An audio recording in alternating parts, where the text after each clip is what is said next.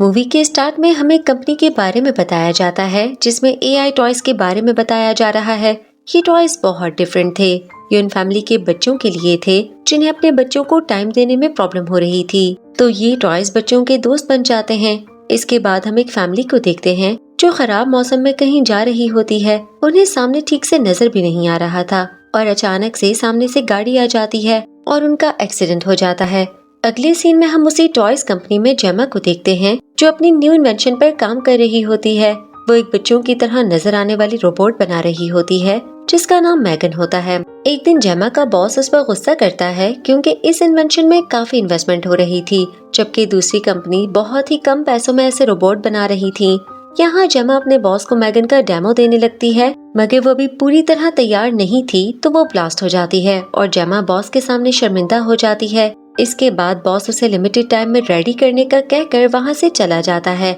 इसके बाद जेमा को हॉस्पिटल से कॉल आती है और यहाँ पता चलता है कि स्टार्ट में जिस फैमिली का एक्सीडेंट हुआ था वो जेमा की बहन की फैमिली थी और उस एक्सीडेंट में सिर्फ उनकी बेटी कैडी ही बची थी। जेमा हॉस्पिटल जाती है और अब कैडी के पेरेंट्स की मौत हो चुकी थी, तो अब कैडी को जेमा के साथ रहने के लिए भेज दिया जाता है। जेमा अकेली रहती थी मगर अब उसे कैडी की भी देखभाल करनी थी। जेमा को कुछ समझ नहीं आ रहा था, मगर फिर वो पूरी कोशिश करती है कैडी के साथ एडजस्ट होने की। रात में कैडी उसे बेड टाइम स्टोरी सुनाने का कहती है, मगर जेमा को तो कोई स्टोरी आती ही नहीं थी।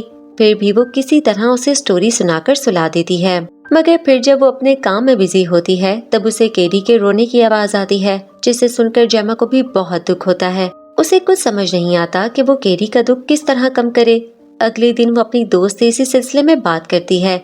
उसी वक्त वहाँ एक औरत आती है जो चाइल्ड थेरेपिस्ट थी। वो कैरी से मिलने के बाद जेमा से कहती है कि उसे कैरी को उसके दादा दादी के पास भेज देना चाहिए। जेमा को ये बात अच्छी नहीं लगती, मगर फिर भी जेमा कैरी को ज्यादा टाइम नहीं देती है। उसी रात जब जेमा अपने काम में बिजी थी तभी वहाँ कैरी आ जाती है। यहाँ जेमा को अपनी गलती का एहसास होता है और वो कैरी के साथ बातें करते हुए उसे अच्छा फील करवाने की कोशिश करती है। यहाँ जेमा कैरी को अपना बनाया हुआ रोबोट दिखाती है जिसे उसने अपने कॉलेज टाइम में बनाया था, जिसे देखकर कैरी बहुत खुश होती है।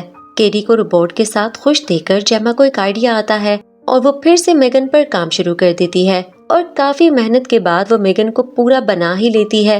और फिर जब उसे अपने बॉस के सामने मेगन का डेमो देना होता है तो वो उस दिन कैरी को वहाँ ले आती है और यहाँ वो कैरी और मेगन को दोस्ती करने का कहती है। तो मेगन और कैरी फौरन ही एक दूसरे के साथ एडजस्ट हो जाती हैं और मेगन का साथ कैरी को बहुत अच्छा लगता है। ये सब देखकर जेमा का बॉस भी इम्प्रेस हो जाता है और जेमा के प्रोजेक्ट को एक्सेप्ट कर लेता है। अब बस उन्हें चेयरपर्सन को मेगन को मार्केट में लॉन्च करने के लिए राजी करना है। तो यहाँ बॉस जेमा से कहता है कि वो कैरी को भी इस प्रोजेक्ट में शामिल कर ले ताकि वो और मेगन एक साथ ज्यादा टाइम गुजारे और फिर वो चेयरपर्सन के सामने अच्छे से परफॉर्म कर सके। तो जेमा भी इस बात पर मान जाती है और मेगन को अपने साथ घर ले आती है और जेमा और उसकी टीम मिलकर मेगन के अंदर हर चीज की इंफॉर्मेशन डालकर उसे आए रोज अपडेट करते रहते हैं। अब कैरी और मेगन हर वक्त एक साथ ही रहती थीं। मेगन कैरी को बेसिक मैनर्स भी सिखाती है जो पेरेंट्स का काम होता है अपने बच्चों को सिखाना। जेमा ये सोचती थी कि रोबोट की मदद से पेरेंट्स का काम काफी हद तक कम हो जाएगा और वो दूसरे जरूरी कामों में टाइम गुजार सकेंगे। मेगन और कैरी बहुत अच्छे दोस्त बन चुके थे और जेमा इससे बहुत खुश और रिलैक्स थी। आखिर उसकी जिम्मेदारी जो कम हो गई थी। फिर एक दिन जेमा की दोस्त ये सब देखकर जेमा को समझाती है कि वो रोबोट उन्होंने सिर्फ पेरेंट्स की हेल्प के लिए बनाया है, ना कि उनको रिप्लेस करने के लिए। तो जेमा को खुद चाहिए कि वो कैरी का ख्याल रखे। उसे एक मशीन के साथ छोड़ना ठीक नहीं है, मगर जेमा को ये एडवाइस बहुत बुरी लगती है क्योंकि कैरी मेगन के साथ बहुत खुश थी। यहाँ ये सारी बातें मेगन भी सुन लेती है और वो कैरी के पेरेंट्स की मौत के बारे में पूछने लगती है। मेगन उसे ऑफ होने का कहती है, मगर वो खुद ही अपने सिस्टम से मौत की सारी इन्फॉर्मेशन निकाल लेती है और अब उसे मौत की भी हकीकत पता चल जाती है, मगर मेगन उसे ये सारी चीजों को इग्नोर करने का कहती है।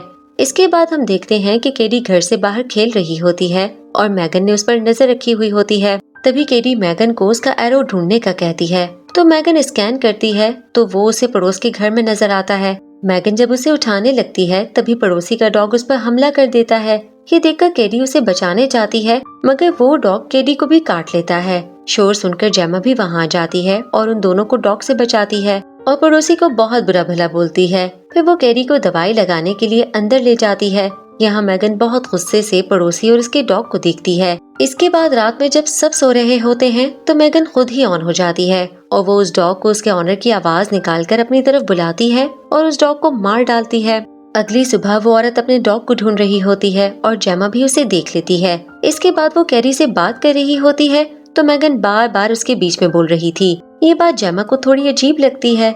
इसके बाद हम देखते हैं कि मैगन को चेयरपर्सन के साथ प्रेजेंट करना था, तो यहाँ केरी मैगन के साथ खेलती है, मगर केरी को यहाँ अपने पेरेंट्स की याद आ जाती है तो वो रोने लगती है और अपने दिल की बातें मैगन से करती है। यहाँ मैगन केरी को बहुत अच्छे से संभालती है। मैगन केरी के पेरेंट्स की मेमोरीज को अपने अंदर स्टोर कर लेती है और ये देखकर सब लोग बहुत खुश होते हैं कि कैसे इस रोबोट ने ह्यूमन इमोशंस को समझकर केरी के दुख को कम करने की कोशिश की। मगर मैगन को थोड़ा बुरा लगता है क्योंकि केरी ने कभी उसके साथ अपने दुख को शेयर नहीं किया। इसके बाद उस कंपनी का ऑनर जेमा के काम से बहुत खुश होता है और अब वो मैगन को मार्केट में लाने के लिए तैयार होता है। अब यहाँ एक एम्प्लॉय मैगन की सारी इन्फॉर्मेशन चुरा लेता है। इसके बाद जेमा केरी से बात करने की कोशिश करती है मगर केरी उससे ठीक से बात नहीं करती। जेमा को यहाँ बहुत अफसोस होता है कि उसने केरी का साथ नहीं दिया था। इसके बाद चाइल्ड थेरेपिस्ट एक बार फिर केरी से बात करने आती है और वो केरी को एक्सीडेंट के बारे में याद दिलाकर उसे इमोशनल कर देती है। केरी को रोता देखकर मैगन खुद ही ऑन हो जाती है और थेरेपिस्ट को केरी से ऐसे बात करने से मना करती है। ये देखकर वो हैरान रह जाती है और वो जेमा को समझाती है कि उसे केरी को ऐसे रोबोट के साथ नहीं छोड़ना चाहिए और अगर मैगन भी उससे दूर हो गई तो केरी का पहले से भी बुरा हाल हो जाएगा। अब जेमा भी परेशान हो जाती है। इसके बाद घर में जेमा केरी को ठीक से खाना खाने का कहती है मगर मैगन फिर से बीच में बोलना शुरू हो जाती है तो वो मैगन को म्यूट करके केरी को स्कूल में एडमिशन लेने का कहती है। केरी स्कूल जाने से इनकार कर देती है। यहाँ केरी और जेमा दोनों की बातों बातों में लड़ाई हो जाती है तो मैगन खुद को अनम्यूट करके केरी की साइड लेने लगती है। अब जेमा को बहुत गुस्सा आता है और वो उसे शट डाउन होने का कहती है मगर मैगन अब जेमा के साथ ही लड़ने लगती है तो जेमा उसे खुद ही शट डाउन कर देती है मगर जेमा के जाते ही वो वापस ऑन हो जाती है जो कि बहुत खतरनाक बात है। फिर अगले दिन जेमा केरी को स्कूल ले जाती है मगर केरी मैगन को भी साथ ले जाने की जिद करती है तो टीचर उसे अलाउ कर देती है। वहाँ मैगन को उन्होंने बाकी टॉयज के साथ रखा होता है। यहाँ टीचर बच्चों को उनके पेरेंट्स के साथ डिफरेंट एक्टिविटीज करने का कहती है और टीचर केरी का टीम मेंबर एक लड़के को बनाती है। केरी उससे बिल्कुल खुश नहीं होती। यहाँ मैगन भी सब देख रही होती है और वो केरी के लिए काफी परेशान भी लगती है। इसके बाद केरी और लड़का जंगल में जाते हैं। यहाँ वो लड़का केरी को भी परेशान करने लगता है मगर तभी वहाँ मैगन आ जाती है और वो लड़का मैगन को भी एक नॉर्मल डॉल समझता है और वो मैगन को भी मारने लगता है मगर तभी मैगन ऑन हो जाती है और उस लड़के का कान खींचकर अलग कर देती है। वो लड़का बुरी तरह डर जाता है।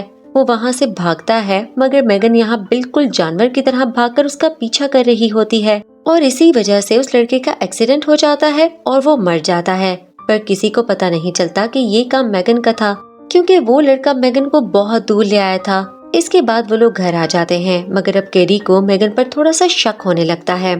अब वहाँ पुलिस आ जाती है क्योंकि उस पड़ोसन ने जेमा के खिलाफ रिपोर्ट करवाई है कि उसने उसके डॉग को मार डाला है मगर पुलिस को ऐसा कोई सबूत नहीं मिलता।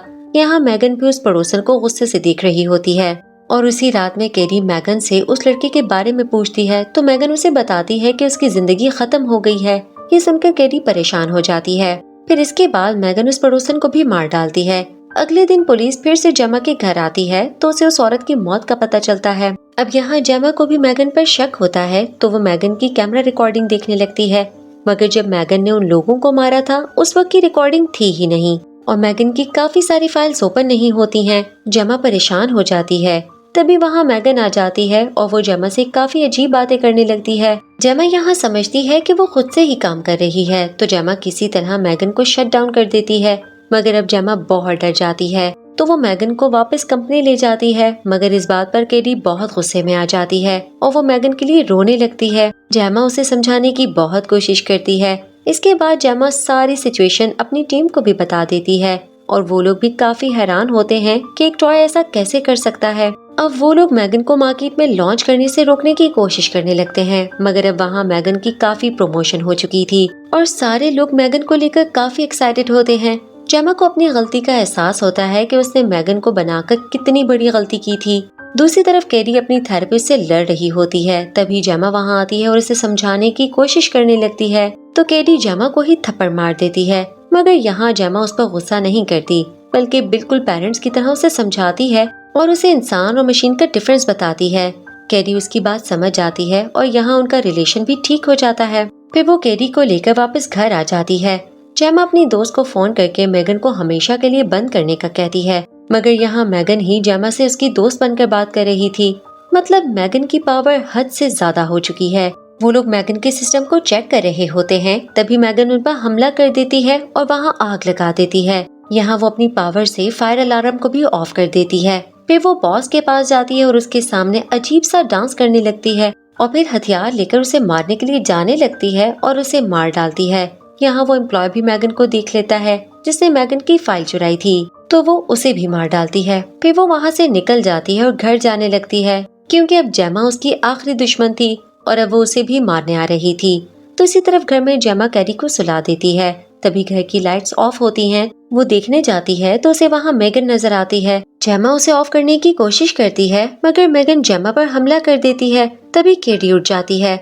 यहाँ जेमा मैगन पर पानी फेंकती है। पानी की वजह से मैगन एकदम रुक जाती है, मगर थोड़ी ही देर में वो ठीक हो जाती है और यहाँ मैगन बहुत ज्यादा डरावनी लगती है। वो जेमा के पीछे बेसमेंट में आ जाती है। यहाँ मैगन और जेमा की काफी लड़ाई होती है और मैगन का चेहरा भी खराब हो जाता है। इससे मैगन और भी गुस्से में आ जाती है और अब वो जेमा को नीचे गिरा देती है। जेमा भी बुरी तरह डर चुकी थी। उसे कोई उम्मीद नजर नहीं आ रही थी और अब मैगन जेमा को मारने ही वाली होती है, मगर वहाँ कैरी आ जाती है। कैरी को देखकर मैगन उसे जेमा को मारने के लिए बोलती है ताकि वो कैरी के साथ हमेशा हमेशा के लिए रह सके। मगर कैरी तो वहाँ जेमा को बचाने के लिए ही आई थी, तो वो वहाँ जेमा के बनाए हुए दूसरे रोबोट को कंट्रोल करके मैगन से लड़ने लगती है। मैगन के लिए उस रोबोट से लड़ना आसान नहीं था और यहाँ कैरी मैगन को बहुत मारती है। तो मैगन अब कैरी को मारने के लिए उसकी तरफ बढ़ने लगती है। कैरी मैगन का खौफनाक रूप देखकर डर जाती है। मैगन कैरी को मारने ही वाली थी, मगर जेमा पीछे से मैगन पर हमला कर देती है। मगर मैगन को कुछ खास फर्क नहीं पड़ा था और वो जेमा को मारने लगती है। मगर यहाँ कैरी मैगन के हेड पर वार कर देती है और फाइनली मैगन स्टॉप हो जाती है। तभी वहाँ जेमा के साथ जो लोग बच गए थे वो पुलिस लेकर वहाँ जाते हैं। मगर यहाँ हम देखते हैं कि मैगन अब भी घर के इलेक्ट्रॉनिक डिवाइस को कंट्रोल कर रही थी और इसके साथ ही ये मूवी यहाँ खत्म हो जाती है। Thanks for watching and please subscribe to the channel Movie Spot और बेल आइकन दबाना ना भूलें ताकि हमारी हर लेटेस्ट वीडियो की अपडेट्स आपको मिल सके। Thank you.